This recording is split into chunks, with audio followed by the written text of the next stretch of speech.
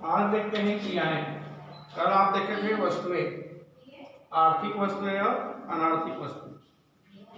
उसी प्रकार देखते हैं आज क्रियाएं। क्रियाएं दो प्रकार की होती है, आर्थिक क्रियाएं और दूसरा है अनार्थिक क्रियाएं। तो पहला है आर्थिक क्रियाएं। आर्थिक क्रियाएं किसे कहते हैं? आर्थिक क्रियाएं वे क्रियाएं होती है जो धन कमाने के उद्देश्य से की जाती है। आर्थिक क्रियाएं वे क्रियाएं होती है जो धन कमाने के उद्देश्य से किया जाता है, मतलब जिनका उद्देश्य धन कमाना होता है। जिनका उद्देश्य धन कमाना होता है उन्हीं को हम क्या कहते हैं? आर्थिक क्रियाएं कहते हैं। मानव द्वारा जो भी कार्य किया जाता है उस कार्य के पीछे यदि उनका उद्देश्य धन कमाना है तो क्या होगा? आर्थिक क्रियाएं होंगी। आप सबको मालूम है प्रत्येक व्यक्ति में अपनी आवश्यकता की पूर्ति करने के लिए, प्रत्येक व्यक्ति क्या करता है? अपनी आवश्यकता की पूर्ति करने के लिए क्रियाएं करता है, और उन क्रियाओं के पीछे यदि धन कमाना उनका उद्देश्य है तो कौन सी क्रिया कहलाएगा? आर्थिक क्रिया कहलाएगा। तो आर्थिक क्रियाएं किसे कहते हैं? आर्थिक क्रियाएं वे क्रियाएं होती हैं जो धन कमाने के उद्देश्य से किया जाता है। वे क्रियाएं जो धन कमाने के उद्देश्य से की जाती है उनको हम आर्थिक क्रियाएं कहते हैं। जैसे शिक्षक है, वकील है, डॉक्टर है, इंजीनियर है, क्लर्क है, गीतकार है, संगीतकार है, ये सब कार्य करते हैं। और इनके द्वारा जो कार्य की जाती है, इन सभी के द्वारा जो कार्य किए जाते हैं उनका उद्देश्य क्या होता है? धन कमाना होता है। तो आर्थिक क्रिया। यदि आपको क्वेश्चन दिया जाए आर्थिक क्रिया का उदाहरण बताइए, तो आर्थिक क्रिया का उदाहरण क्या है? डॉक्टर है, वकील है, इंजीनियर है, गीतकार, संगीतकार, कलाकार, सब के द्वारा जो कार्य किए जाते हैं वो आर्थिक क्रिया है। क्योंकि इन सब का मुख्य उद्देश्य क्या होता है? संगीतकार भी संगीत के माध्यम से धन प्राप्त करना चाहते हैं। एक शिक्षक है, वे भी कार्य करता है, उनके द्वारा जो क्रियाएं की जाती है उनका भी उद्देश्य होता है धन कमाना। इस प्रकार आर्थिक क्रियाएं होंगी। दूसरा है अनार्थिक क्रियाएं।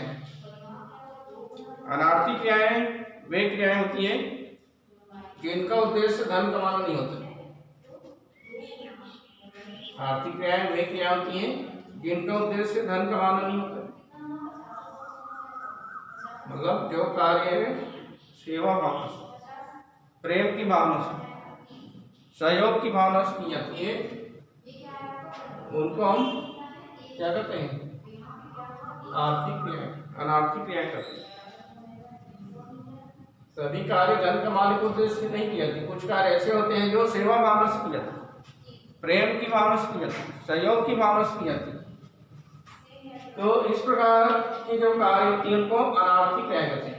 अनार्थिक क्रियाएं वे क्रिया होती हैं जिनका उद्देश्य धन कमाना नहीं होता है, मतलब धन कमाने के उद्देश्य से जो क्रियाएं नहीं की जाती है उनको हम अनार्थिक क्रिया कहते हैं।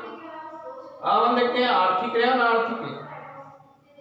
क्रियाएं दो प्रकार की हैं, आर्थिक और अनार्थिक। तो यदि हम देखें कुछ काम या कुछ क्रियाएं ऐसी होती हैं वो आर्थिक और अनार्थिक भी हो सकती है। कुछ क्रियाएं ऐसी होती है जो आर्थिक भी हो सकता है, अनार्थिक भी हो सकता है। जैसे हम देखते हैं, हाँ, इसको उदाहरण देखें। अनार्थिक क्रिया को उदाहरण सबसे पहले अनार्थिक क्रिया को उदाहरण देखते हैं। अनार्थिक क्रिया को उदाहरण माँ बाप, जिसको हम कहते हैं अभिभावक, माता पिता द्वारा अपने बच्चों का पालन पोषण करना। माँ द्वारा अपने बच्चों को दूध पिलाना। यदि कोई खिलाड़ी है स्वास्थ्य लाभ के लिए, मान लो फुटबॉल खिलाड़ी है, तो फुटबॉल वे स्वास्थ्य लाभ के लिए खेला जा रहा है तो अनार्थिक क्रिया होगा।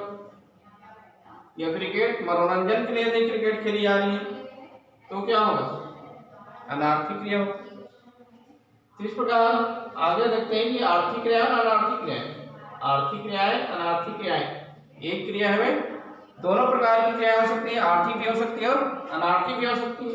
अभी आपको बताया यदि क्रिकेट खेली जा रही है, यदि क्रिकेट में मनोरंजन के लिए खेली जाती है तो अनार्थिक क्रिया कहलाएगी। यदि वही क्रिकेट धन कमाने के उद्देश्य से खेली जाती है तो ये क्या होगा, आर्थिक क्रिया कहलाएगी। उसी प्रकार जैसे हम देखते हैं एक नौकरानी दूसरे के घर पर झाड़ू पोछा लगाती है। एक नौकरानी है, वे दूसरे के घर पर झाड़ू पोछा लगाती है। दूसरे के घर पर आपको ध्यान देना है, यदि एक नौकरानी दूसरे के घर पर यदि झाड़ू पोछा लगाती है तो कौन सी क्रिया होगा, वो आर्थिक क्रिया होगा। और यदि वही नौकरानी अपने घर में झाड़ू पोछा लगाती है तो कौन सी क्रिया होगा, अनार्थिक क्रिया होगा। इस प्रकार एक ही कार्य हो दोनों प्रकार की क्रियाएं हो सकती है, आर्थिक क्रियाएं भी हो सकती है और अनार्थिक क्रियाएं। आपको उदाहरण बताया, दो उदाहरण बताया। यदि क्रिकेट खेला जा रहा है, यदि वही क्रिकेट मनोरंजन की दृष्टि से खेली जाती है तो अनार्थिक क्रिया होगा, और वही क्रिकेट यदि धन कमाने के उद्देश्य से खेली जाती है, प्रतियोगिता जिसको आप कहते हैं, प्रतियोगिता। जैसे आईपीएल जानते हो, क्रिकेट में भी आईपीएल होता है। ये यदि क्रिकेट खेली जा रही है आईपीएल, वो मनोरंजन की खेली जाती है कि पैसा कमाने के उद्देश्य से, पैसा कमाने के उद्देश्य से खेली जाती है, ये क्या होगा, आर्थिक क्रिया होगा। जैसे डॉक्टर है यदि रोगी की इलाज करता है, मरीजों की इलाज करता है तो उनके द्वारा क्या प्राप्त होता है, रुपया प्राप्त होता है, पैसा प्राप्त होता है, धन की प्राप्ति होती है, तो आर्थिक क्या होगा। यदि वही डॉक्टर अपने बच्चों की इलाज करता है, अपने बच्चे की इलाज करता है, यदि वही डॉक्टर अपने बच्चे की इलाज करता है तो कौन सी क्रिया होगा, अनार्थिक क्रिया कहलाएगी। इस प्रकार आर्थिक और अनार्थिक क्रिया है, ठीक है। अब दोनों में अंतर है, आर्थिक क्रिया और अनार्थिक क्रिया में अंतर है।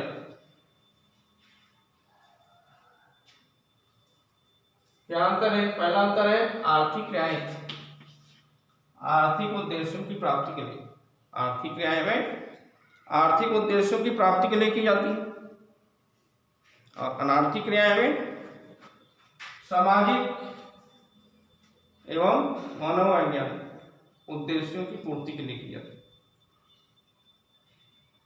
आर्थिक क्रियाएं, पहला अंतर क्या है, आर्थिक क्रियाएं आर्थिक उद्देश्यों की प्राप्ति के लिए, और अनार्थिक क्रियाएं में मनोवैज्ञानिक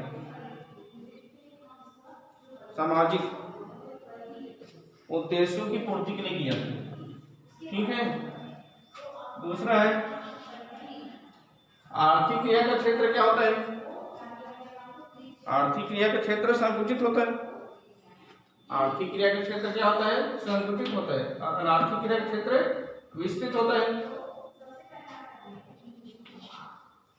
आर्थिक क्रिया का क्षेत्र संकुचित मतलब सीमित होता है, अनार्थिक क्रिया का क्षेत्र क्या होता है, विस्तृत होता है, विशाल। तीसरा है आर्थिक क्रियाएं धन प्राप्ति करने के लिए, आर्थिक क्रिया में धन प्राप्त करने के उद्देश्य, आर्थिक क्रिया में क्यों की जाती है, धन प्राप्ति करने के लिए, धन प्राप्त करने के लिए की जाती है। अनार्थिक क्रियाएं सेवा भावना से, अनार्थिक क्रियाएं में धन प्राप्ति करने के उद्देश्य से नहीं की जाती है। आपको ये बताना है, इसमें आर्थिक क्रियाएं धन कमाने के उद्देश्य से की जाती है, और अनार्थिक क्रियाएं धन कमाने के उद्देश्य से नहीं की जाती। क्या होता है, आप उदाहरण लिख सकते हैं। आर्थिक उदाहरण डॉक्टर है, वकील है, ड्राइवर है, इंजीनियर है, इसको आप लिख सकते हैं। अनार्थिक क्रिया में मनोरंजन के लिए फुटबॉल खेलना, क्रिकेट खेलना, इसका आप लिख सकते हैं उदाहरण। और पांचवा है आर्थिक क्रियाएं वैधानिक होती है, आर्थिक क्रियाएं क्या होती है? विधान द्वारा, कानून द्वारा मान्य होती है।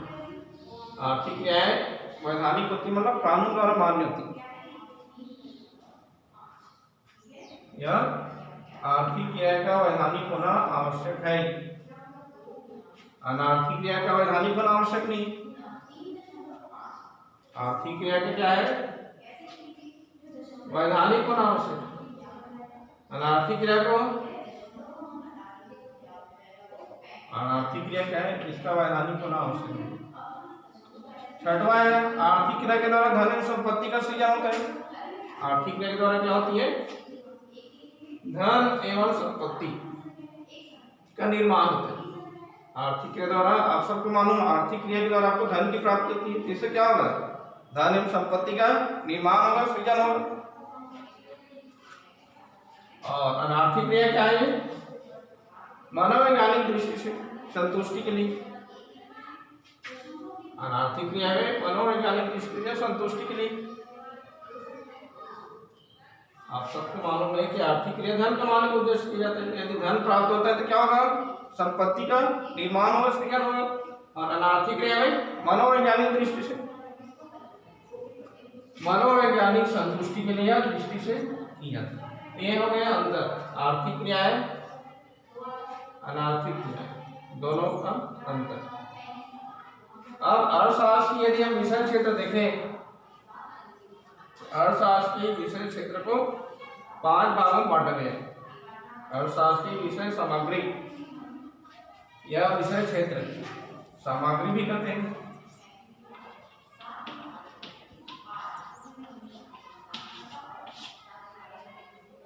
अर्थशास्त्र के विशेष क्षेत्र है सामग्री। इसको 5 भागों में बांटा गया है। धन संबंधी परिभाषा, धन संबंधी परिभाषा, इसके जो प्रतिपादक है प्रोफेसर एडम स्मिथ।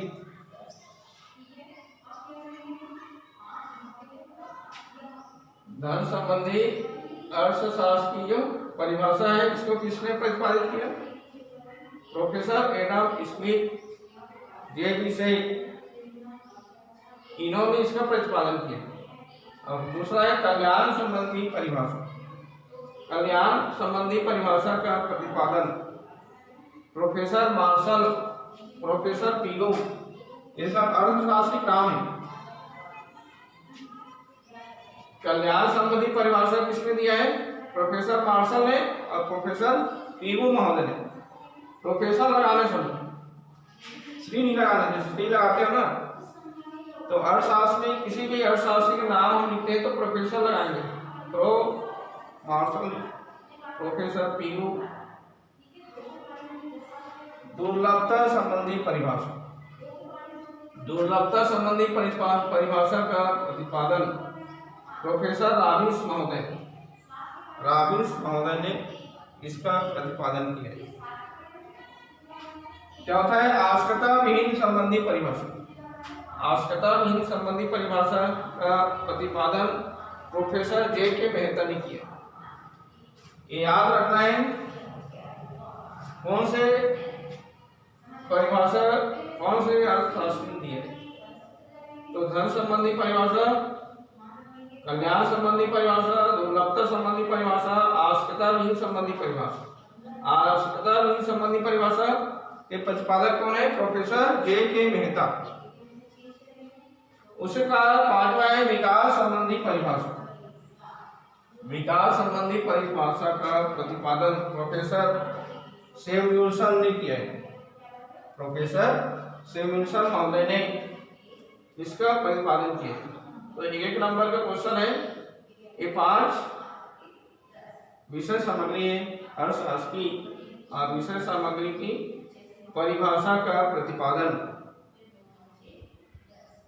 कौन कौन से अर्थशास्त्री ने किया है, ये आपको याद करना है।